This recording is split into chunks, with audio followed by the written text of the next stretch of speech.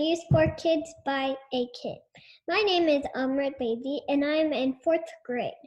I am in the class of E7 at Quail Run, and my teacher, Mr. Brule, is we're gonna interview her and ask her a few questions. Right now, there's COVID-19, and we're sheltered in place for about 5 weeks, and the schools have also been closed for 5 weeks. How do we keep learning as students? Well, teachers are still teaching remotely, and we are still learning remotely. My teacher's name is Mr. Bull, and today I will be interviewing her. We will discuss what it's like to teach COVID-19 and what are some of the good things about teaching during COVID-19 and some of the bad things.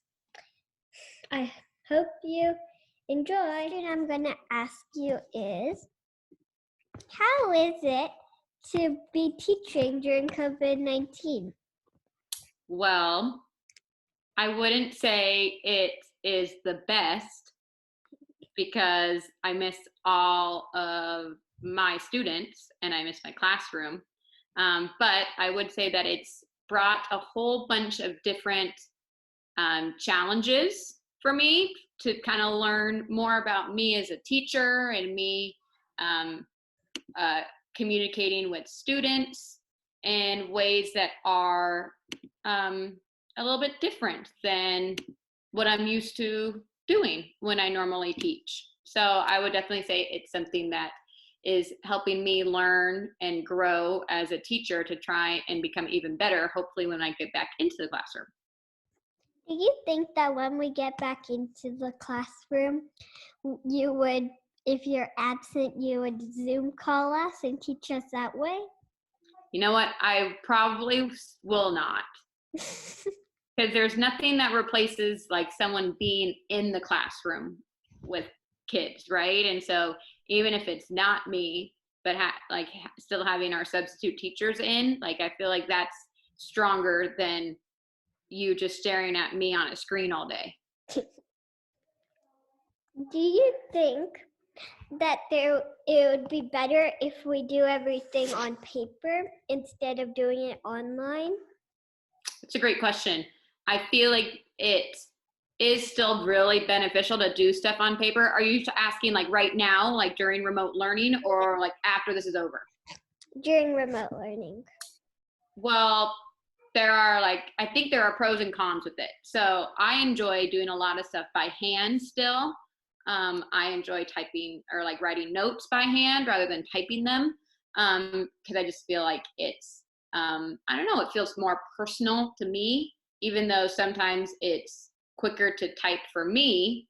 However, for students that are younger than me that might not have as much computer experience, it's sometimes more beneficial to do it by hand. However, during this time, it's more challenging for me to see your work if you're doing it by hand, unless you like take a picture of yourself holding it up and then you send it to me that way. So I definitely think there's pros and cons there. Well, my mom was saying that since I've been on the computer a lot for schoolwork, that's why I have worse allergies. But well, you're using your eyes a lot, huh? You're just staring at the screen the whole day. And I think that's a con to, having to use so much technology right now. You're staring at a screen a lot of times, whether it's watching videos and then typing your responses or working on projects online. It's a pro is that a lot of kids are getting better or getting more used to using technology and like typing rather than just like pressing a screen a lot of times, like on an iPad or on a phone. So that's a pro, but at the same time, you got to think like I'm spending so much time in front of my computer screen, and is that really healthy for me? I like to use the computer, but sometimes it's fun to write. But I agree. Because my sister in 2nd grade doesn't know how to type very well because she's in second grade, but do you feel like her work is like, does it take longer for her to do her work because of that? So because of that, she has to use this dictation thing. Yeah. So that's a problem to like second graders and first graders doing this. Absolutely. That's a good point. Would you be able to imagine yourself as a student during COVID-19? Wow, that's a wonderful question. I haven't thought about it. Actually, I have thought about it a little bit because I've thought about me in fourth grade and me in fourth grade, if this was happening while I was in fourth grade, those many, many, many years ago.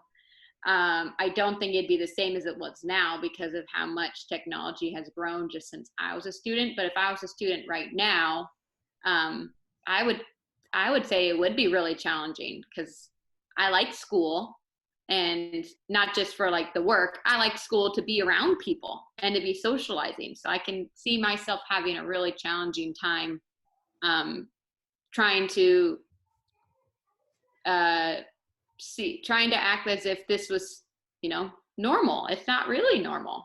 That's a great question. I feel like I would probably struggle during this time, to be honest. How do you think it'd be if we didn't have technology during remote learning? I don't know how much remote learning would be done if we didn't have it. That's a great point, because if we were, like what I said, when I was younger, not everybody had multiple devices, right? Or not only that, but they didn't have the option to try and borrow, or the district to give people devices to use. So I feel like if we didn't have it, I don't know how realistic it would be to how much learning we would give to kids if we didn't have this kind of technology right now. Interesting. That is a good point.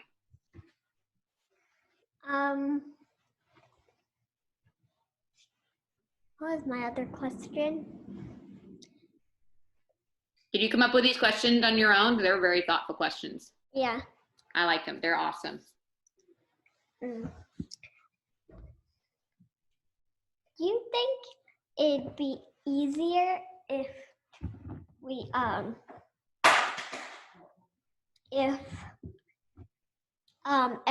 if we started doing remote learning earlier? Do you mean like when this all happened, like if we had started doing remote learning from like the day we found out that school wasn't happening? Or do you mean earlier as in like earlier, like when school starts, like next year? What kind of earlier do you mean? Like when we learned that we wouldn't be going to school. Yeah. It might have been, but to be honest, I don't think us teachers were really prepared for or ready to do that, right? Think about it. We found out that we weren't going back to school Friday at 4:00, where they're like, you're not going back on Monday. And I know that I was super upset that weekend, where I was like, really? I'm not going back?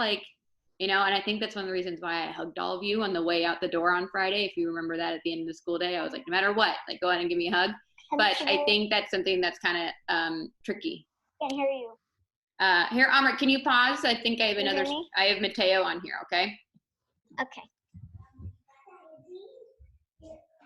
Are you going to ask the question again, or do you want me to just say the answer again? Why don't you ask the question again? Do you think it'd be easier if we started when we figured out about we're not going back to school? I feel like it could have been to get, kids ready for it. But I think that time after finding out, because we found out so late on like 4:00 on Friday, they're like, nope, you're not coming back on Monday, right? And then I think, to be honest, I think kids and teachers needed that adjustment to like process that, right? Sometimes we have a hard time not having that processing time to like process something big that happens. And to me, I needed those couple days to be like, wait, what do you mean? Not like beyond the weekend, but like when Monday morning came, I'm like, what do you mean I'm not going to school, right? And I needed that those days to like reset. And also, to be honest, I don't think us teachers would have been ready to give you anything that day. Right. And I don't know personally, I wouldn't have wanted to, because I don't think that would have been really fair to you all to, We were have your schedule. excited. Pardon? We were excited. But, well, it was just it was hard, like it was just weird. I think the only thing that I would have given you from the beginning would have been to journal and read. Would have just like journal and say like, how are you feeling? Like, what's going on? Like when you woke up today, like, because I think that was tricky in terms of waking up on Monday thinking like, wow, I don't know what I'm going to do now that I'm not going to school. Like, this is scary. I personally was scared. A huge plan of stuff we were going to do. Yeah, and I didn't have that ready, right? And I was trying to be all prepared or I wasn't really prepared except to give you all a big hug on Friday, because I just had a feeling. I'm like, I don't know if we're coming back. So I'm going to give everyone a big hug as if, I'm not going to see you for a little bit. And that ended up being true. Well, I think we all had that feeling that we were going to come back. Yeah. And Zara anyway said that she wouldn't go back because of allergies. And my mom said because of coronavirus, we won't go back. And then that day she decided, actually, you can go back. And then that day we don't go back to school. Right. And I know.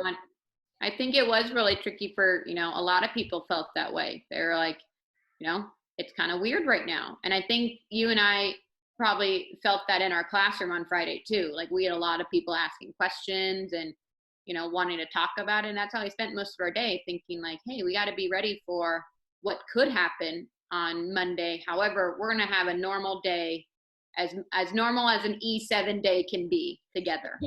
One last time.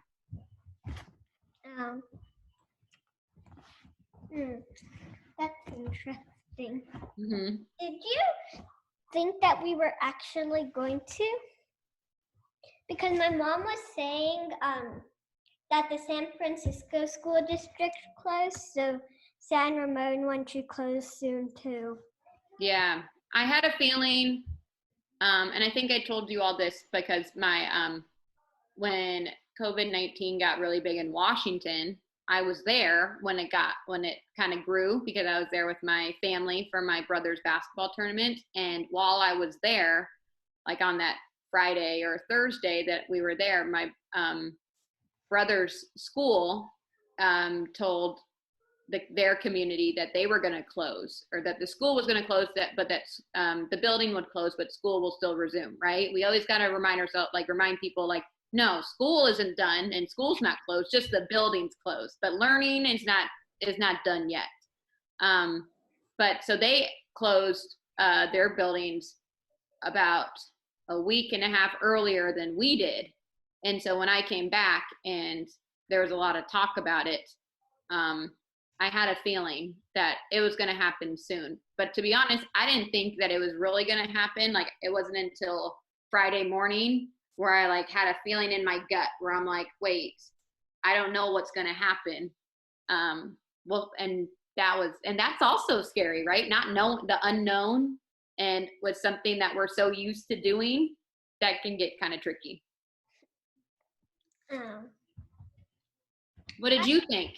Did you have any thoughts or feelings like when that time happened, when we were still together before that announcement came?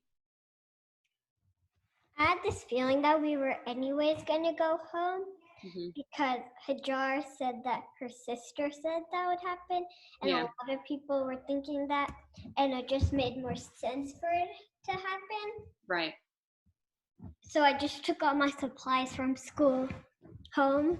Oh, so you tried to be a little bit more prepared in terms of, I'm just going to bring my stuff home. Zara said she brought her math book home. Oh, see, I think, and I think that's something that, is different, right? As your teacher, and as like the adult that, cares about you all and takes care of you during the school day, I know that I'm going to do my best to not, make you nervous or make you scared or freak you out or anything like that. So that's one of the reasons why I wasn't also like, grab everything. Right? Because I really didn't know. It was like, they may have us come back on Monday, but then not come back on Tuesday. And so then if I had all of you take everything home, and then it's like, wait, we need this. right? Like that's kind of where we weren't quite sure.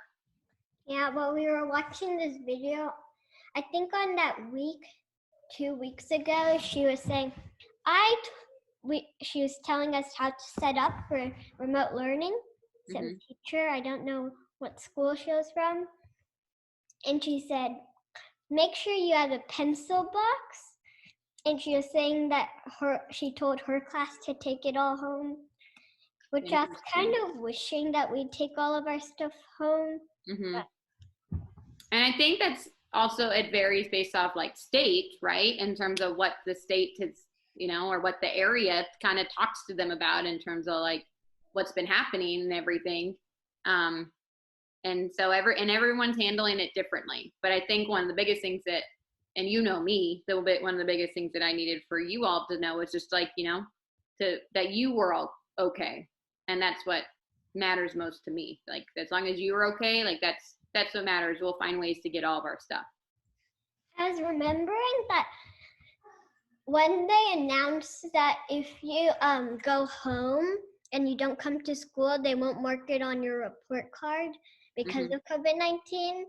And like there were barely any kids in our class. Like Liza was gone and Michelle, I think, was gone. There's so many people gone in our class.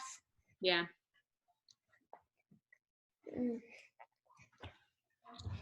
But do you think that you might want to teach when we go back to school? You'd want to teach like more online now that we've had experience with this?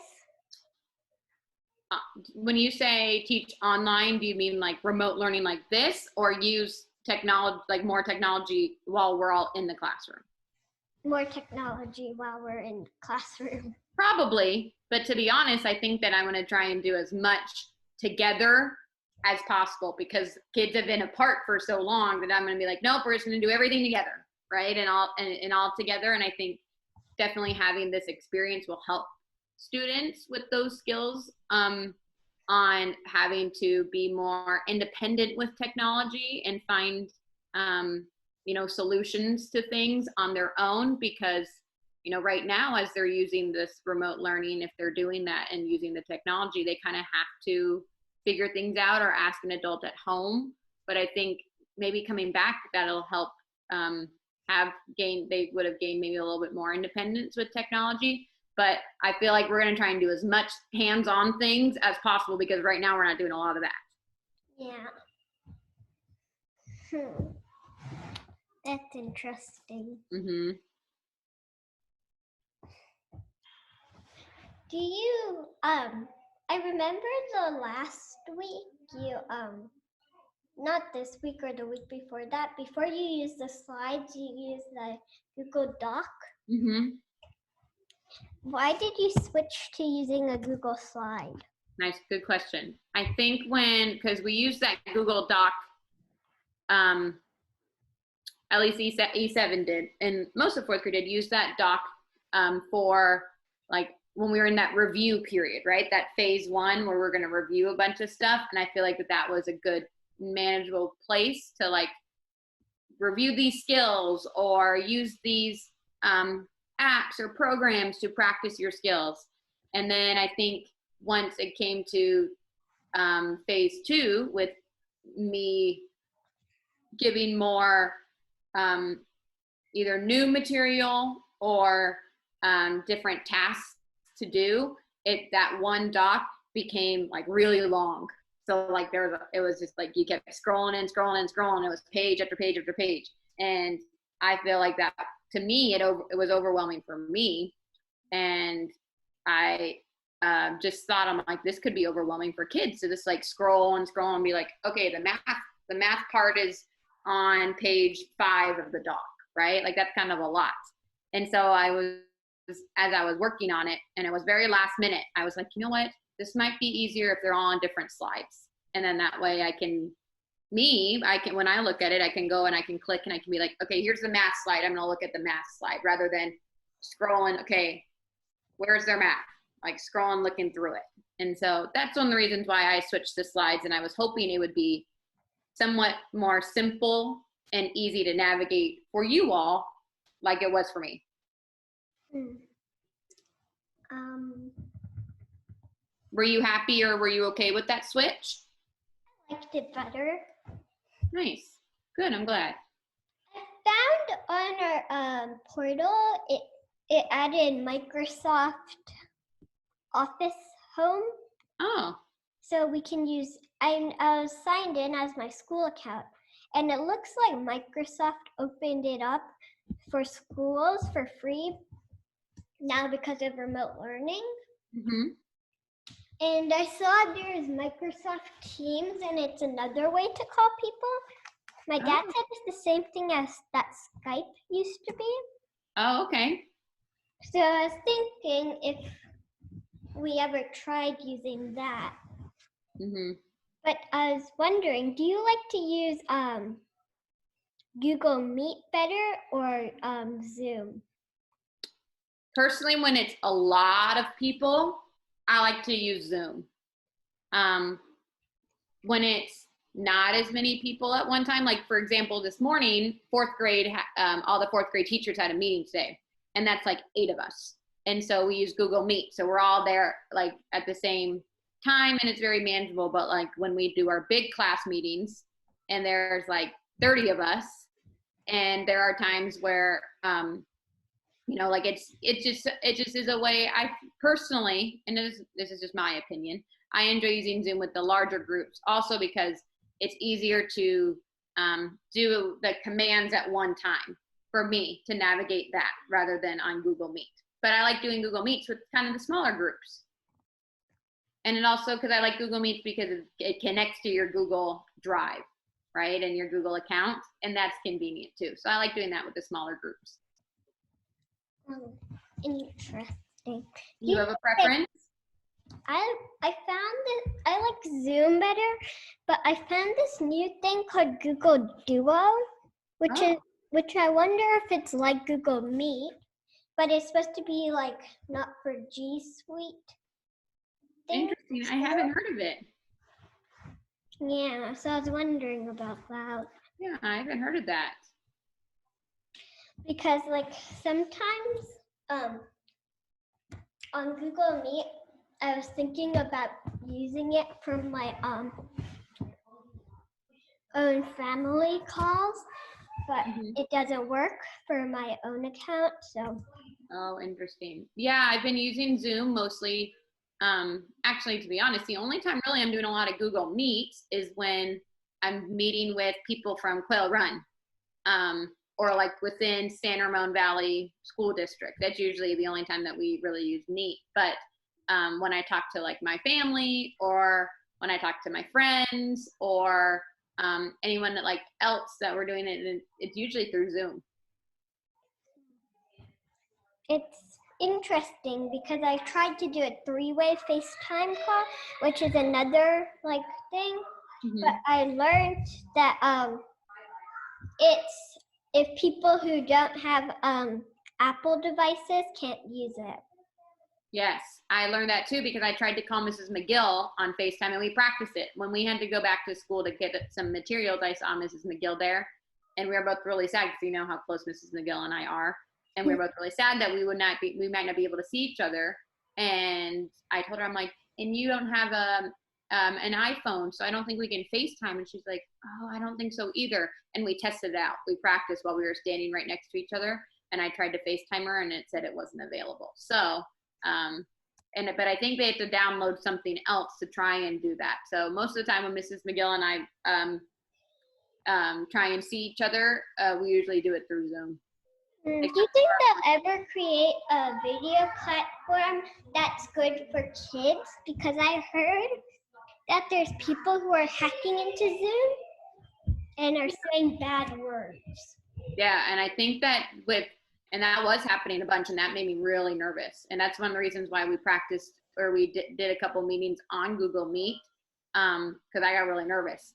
But I know that just like all other types of programs, the Zoom company has been fixing all their bugs, and they've been doing like updates, kind of like how we get updates on our phones and everything, and like software updates, and they were doing that a lot. So I think it's gotten better, but there are definitely some things that us teachers and people that use it have to do to protect our meetings, so that way that doesn't happen.